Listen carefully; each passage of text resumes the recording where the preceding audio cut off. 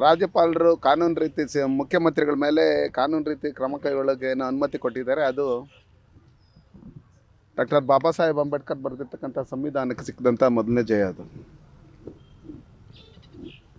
ಯಾಕಂದರೆ ಯಾರೇ ತಪ್ಪು ಮಾಡಿದ್ರೇನು, ಅದು ಪ್ರಧಾನಮಂತ್ರಿ ಆಗಿರ್ಬೋದು, ಮುಖ್ಯಮಂತ್ರಿ ಆಗಿರ್ಬೋದು, ಸಾಮಾನ್ಯ ಪ್ರಜೆ ಆಗಿರ್ಬೋದು, ಈ ದೇಶದಲ್ಲಿ ಯಾರೇ ತಪ್ಪು ಮಾಡಿದ್ರೂ ಕಾನೂನಿಗೆ ವಿರುದ್ಧವಾದಂಥ ಕೆಲಸಗಳನ್ನ ಮಾಡಿದಾಗ ಅವ್ರ ಮೇಲೆ ಕಾನೂನು ರೀತಿಯಲ್ಲಿ ತನಿಖೆ ಆಗಬೇಕು ಅನ್ನೋದು, ಅವ್ರ ಮೇಲೆ ಕ್ರಮ ತಗೊಳ್ಬೇಕು ಅಂತ ಹೇಳ್ಬಿಟ್ಟು ಬಾಬಾ ಸಾಹೇಬ್ ಅಂಬೇಡ್ಕರ್ ಅವರು ಏನು ಸಂವಿಧಾನದಲ್ಲಿ ಕೊಟ್ಟಿದ್ರು, ಅದು ಇವತ್ತು ನಮ್ಮ ಕರ್ನಾಟಕದಲ್ಲಿ ಬಂಡರ ರೀತಿಯಲ್ಲಿ ನಡ್ಕೊತಾ ಇದ್ದಂಥ ಈ ಮುಖ್ಯಮಂತ್ರಿಗಳು ಇಡೀ ರಾಜ್ಯಕ್ಕೆ ಗೊತ್ತಿದ್ರೇನು ಇವ್ರು ಮಾಡಿರ್ತಕ್ಕಂಥ ಏನು ಮೂಢ ಹಗರಣ ಇರ್ಬೋದು, ವಾಲ್ಮೀಕಿ ಅಭಿವೃದ್ಧಿ ಪ್ರಾಧಿಕಾರದಲ್ಲಿ 187 ಕೋಟಿ ಹಣವನ್ನು ಬೇರೆ ಬೇರೆ ಅಕೌಂಟ್ಗಳಿಗೆ ಕಳಿಸಿ, ಜ್ಯುವೆಲರಿ ಶಾಪ್ಗಳಿಗೆ ಕಳಿಸಿ, ಸಾರಾಯಿ ಅಂಗಡಿಗಳ ಮಾಲೀಕರಿಗೆ ಕಳಿಸಿ, ಮತ್ತು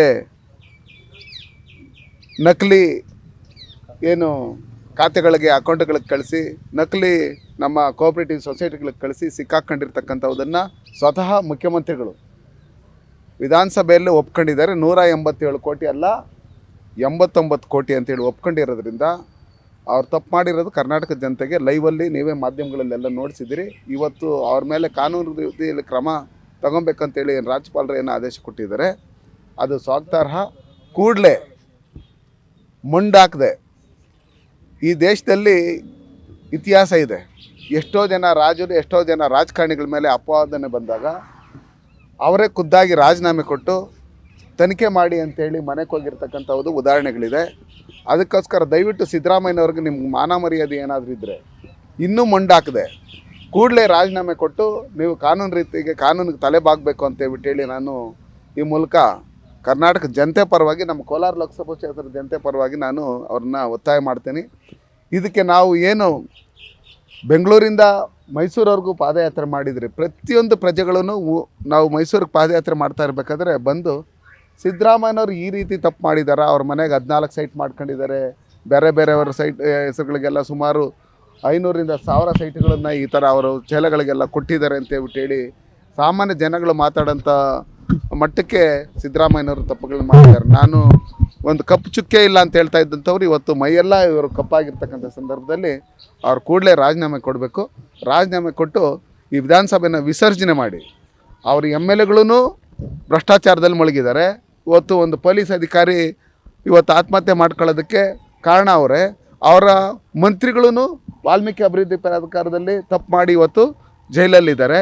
ಹಿಂಗಿರ್ತಕ್ಕಂಥ ಸಂದರ್ಭದಲ್ಲಿ ಅವ್ರು ಒಂದೇ ಒಂದು ದಿನನೇ ಕರ್ನಾಟಕ ರಾಜ್ಯದಲ್ಲಿ ಕಾಂಗ್ರೆಸ್ ಸರ್ಕಾರ ಮುಂದುವರಿಯೋದಕ್ಕೆ ಅರ್ಹತೆ ಇಲ್ಲ.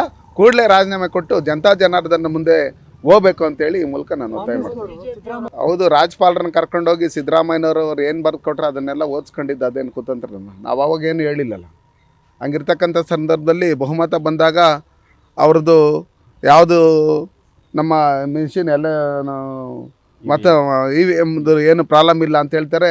ಅವ್ರ ಕಡಿಮೆ ಸೀಟ್ಗಳು ಬಂದಾಗ EVMದು ಪ್ರಾಬ್ಲಮ್ ಇದೆ ಅಂತ ಹೇಳ್ತಾರೆ. ಹಂಗಿರ್ತಕ್ಕಂಥ ಸಂದರ್ಭದಲ್ಲಿ ಅವ್ರು ಪ್ರತಿಯೊಂದಕ್ಕೂ ಇದನ್ನೆಲ್ಲ ಹೇಳ್ತಾ ಇರ್ತಕ್ಕಂಥದ್ದು ಭ್ರಷ್ಟಾಚಾರ ಅಂದರೆ ಕಾಂಗ್ರೆಸ್ ಅಂದರೆ ಭ್ರಷ್ಟಾಚಾರ, ಅದು ಮೊದಲಿಂದನೇ ಎಲ್ಲರಿಗೂ ಗೊತ್ತಿರ್ತಕ್ಕಂಥ ವಿಷಯ.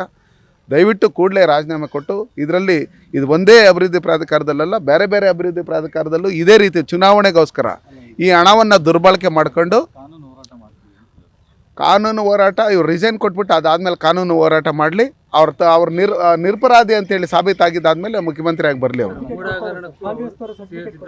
ಕಾಂಗ್ರೆಸ್ ಸರ್ಟಿಫಿಕೇಟ್ ಇದು ರಾಜ್ಯದ ಜನ ಯಾರೂ ಒಪ್ಪಲ್ಲ. ಹಂಗಿರ್ತಕ್ಕಂಥ ಸಂದರ್ಭದಲ್ಲಿ ಆ ಸರ್ಟಿಫಿಕೇಟ್ ಅಲ್ಲ, ಕಾನೂನಿಗೆ ಇವ್ರು ಯಾರ ಸರ್ಟಿಫಿಕೇಟೂ ಏನು ಅವಶ್ಯಕತೆ ಇಲ್ಲ, ಕಾನೂನಿಗೆ ತಲೆ ಬಾಗಲೇಬೇಕು. ನಾನು ಅವಾಗಲೇ ಹೇಳಿದ್ದೀನಿ, ಇತಿಹಾಸ ಇದೆ. ಪ್ರಧಾನಮಂತ್ರಿಗಳು, ಮುಖ್ಯಮಂತ್ರಿಗಳು, ಎಷ್ಟೋ ಜನ ಮಂತ್ರಿಗಳು ಅವ್ರ ತಪ್ಪಿತಸ್ಥರು ಅಂತ ಆಪಾದನೆ ಬಂದಿದೆ ಅಂದ ತಕ್ಷಣ ರಿಸೈನ್ ಕೊಟ್ಟು ಮನೆಗೆ ಹೋಗಿರ್ತಕ್ಕಂಥ ಇವರು ಸರ್ಕಾರ ಬಂದು 1 ವರ್ಷ 5 ತಿಂಗಳಾಗ್ತಾ ಇದೆ.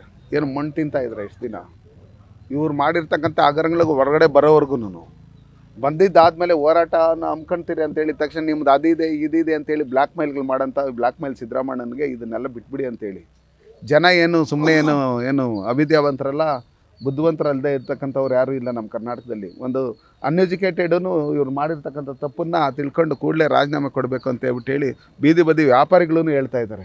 ಹಂಗಿರ್ತಕ್ಕಂಥ ಸಂದರ್ಭದಲ್ಲಿ ಅವ್ರಿಗೊಂದು ಗೌರವ ಇತ್ತು, ಆ ಗೌರವನೆಲ್ಲ ಇವತ್ತು ಹಾಳು ಮಾಡಿಕೊಂಡು ಇವರು ಏನೇನು ಭ್ರಷ್ಟಾಚಾರದಲ್ಲಿ ತೊಡಗಿದ್ದಾರೆ ಅಂತ ಹೇಳ್ಬಿಟ್ಟು ಹೇಳಿ ಅವ್ರ ಸುತ್ತೂ ಇರ್ತಕ್ಕಂಥ ಮಂತ್ರಿಗಳು ಎಲ್ಲರೂ ಇವಾಗ ಎಲ್ಲ ಸಾಮಾನ್ಯ ಜನಕ್ಕೆ ಗೊತ್ತಾಗಿರೋದ್ರಿಂದ ಹೆಚ್ಚಿಗೆ ದಿನ ಇದನ್ನು ಹಂಗೆ ಇಟ್ಕೊಂಡ್ರೆ ಜನನೇ ಬೀದಿಗೆ ಇಳಿದು ಹೋರಾಟಗಳನ್ನು ಮಾಡಿ ಇವತ್ತು ನೀವು ರಾಜೀನಾಮೆ ಕೊಡಲೇಬೇಕು ಅಂತ ಹೇಳಿರ್ತಕ್ಕಂಥ ಸಂದರ್ಭದಲ್ಲಿ ರಾಜ್ಯಪಾಲರಿಗೂ ಬೇಕಾದಷ್ಟು ದಾಖಲಾತಿಗಳು ಸಿಕ್ಕಿರೋದ್ರಿಂದ ಅವರು ಕಾನೂನು ರೀತಿ ಕ್ರಮ ಕೈಗೊಳ್ಳೋದಕ್ಕೆ ಆದೇಶ ಮಾಡಿದ್ದಾರೆ.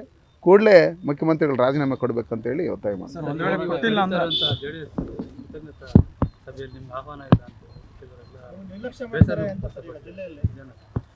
ಈಗ ನಾನೊಂದು ವಿಷಯ ಹೇಳ್ತೀನಿ ಕೇಳಿ. ಕೋಲಾರ ಲೋಕಸಭಾ ಕ್ಷೇತ್ರದ ಜನ ಯಾವುದೇ ಕಾರಣಕ್ಕೂ ನಾನು ಬದುಕಿರೋವರೆಗೂ ನನ್ನನ್ನು ನಿರ್ಲಕ್ಷ್ಯ ಮಾಡಲ್ಲ. ಕೋಲಾರ ಜನ ನಮ್ಮ ಜೊತೆಯಲ್ಲಿದ್ದಾರೆ. ನೀವೇ ಹೇಳ್ದಂಗೆ ಇವತ್ತು JDS ಅವ್ರದ್ದು ಮಾಡ್ತಾ ಇದ್ದಾರೆ ಅಂತ ಹೇಳಿದಾರಲ್ಲ, ಅದು BJP JDS ಎರಡು ಒಟ್ಟಿಗೆ ಸೇರ್ಕೊಂಡು ಮಾಡಿದಾಗ ಅದ್ರ ಬಗ್ಗೆ ನನಗೆ ಮಾಹಿತಿ ಇಲ್ಲ. ನನ್ನನ್ನಂತೂ ಜನ ಯಾರೂ ಮರ್ತಿಲ್ಲ. ಜನದ ಜೊತೆಲಿ ನಾವು ಇದ್ದೀರಿ, ನಿರಂತರವಾಗಿರ್ತೀರಿ. ಭಾರತೀಯ ಜನತಾ ಪಾರ್ಟಿ ಇವತ್ತು ಲೋಕಸಭಾ ಸದಸ್ಯರನ್ನು ಗೆಲ್ಲೋದಕ್ಕೆ ಕೆಲವು ಕಡೆ ನಮ್ಮಿಂದ ಅವ್ರಿಗೆ ಅನುಕೂಲ ಆಗಿದೆ, ಕೆಲವು ಕಡೆ ಅವರಿಂದ ನಮ್ಗೆ ಅನುಕೂಲ ಆಗಿದೆ. ಎಲ್ಲ ಮುಖಂಡರುಗಳು ಒಟ್ಟಾಗಿ ಹೋಗ್ಬೇಕು ಅನ್ನೋದು ನನ್ನೊಂದು ಅಭಿಪ್ರಾಯ. ಇದರಲ್ಲಿ JDS ಮಾಡ್ತಾ ಇರೋದ್ರಿಂದ ಅದನ್ನು ನಮ್ಮ ಗಮನಕ್ಕೆ ನಮ್ಗೇನು ಅದ್ರ ಬಗ್ಗೆ ಏನು ಮಾಹಿತಿ ಇಲ್ಲ. ನಮ್ಮ ಜಿಲ್ಲಾಧ್ಯಕ್ಷರನ್ನು ಕೇಳಿದೆ, ನನಗೇನು ಅದ್ರ ಬಗ್ಗೆ ಮಾಹಿತಿ ಇಲ್ಲ ಅಂತ ಹೇಳಿದರು. ಹಂಗಿರ್ತಕ್ಕಂಥ ಸಂದರ್ಭದಲ್ಲಿ ನಾವು ಆ ಥರ ಏನಾದರೂ ಕಾರ್ಯಕ್ರಮ ಮಾಡೋದಿದ್ರೆ ಒಂದು 10,000 20,000 ಜನ ಸೇರಿಸಿ ನಿಮಗೂ ಎಲ್ಲ ವಿಷಯ ತಿಳಿಸಿ ಮಾಧ್ಯಮದವ್ರನ್ನ ಕರ್ಕೊಂಡು ಎಲ್ಲ ಮಾಡ್ತೀರಿ. ಇದು ಯಾವುದು ಒಂದು ಯಾರಿಗೂ ಹೇಳ್ದಿರ ಒಳಗಡೆನೆ ಸೇರ್ಕೊಂಡು ಮಾಡೋಂಥದ್ದೇನು